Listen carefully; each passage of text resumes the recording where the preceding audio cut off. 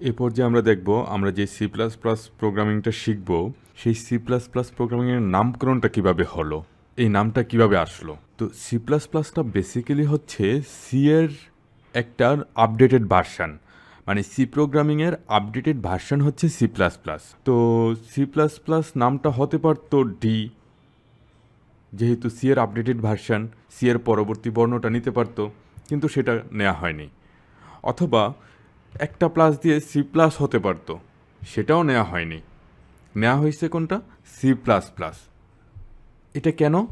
কারণ এটা সি এর পরবর্তী ভার্সান, সেটা রিপ্রেজেন্ট করার জন্য এখানে খুব সূক্ষ্ম একটা কোড লেভেলের ফ্লেভার আছে। সেটা কীরকম?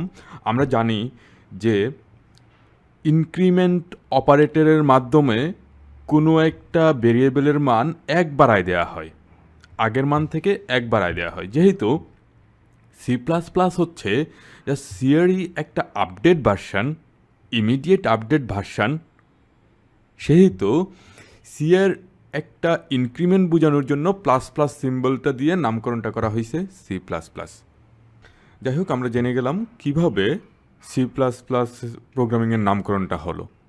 সি প্লাস প্লাস এবং ওওপির এই সিরিজ টিউটোরিয়ালের প্রতিটি পর্ব আমি প্রতি সপ্তাহে একটি করে ভিডিও আপলোড দিয়ে সম্পন্ন করব। আমি আমার এই ইউটিউব চ্যানেলে নিয়মিত প্রোগ্রামিংয়ের বিভিন্ন বিষয়ের উপর ফ্রি ভিডিও দিয়ে আমার কমিউনিটিতে অবদান রাখার চেষ্টা করে আসছি। আপনি যদি আমার চ্যানেলে নতুন হয়ে থাকেন তাহলে চ্যানেলটি সাবস্ক্রাইব করে আমাকে অনুপ্রাণিত করবেন, যেন আমি আমার সেরাটা দিয়ে এই চমৎকার কাজটি চালিয়ে নেওয়ার জন্য উৎসাহ পাই। সবাই ভালো থাকবেন। Happy learning.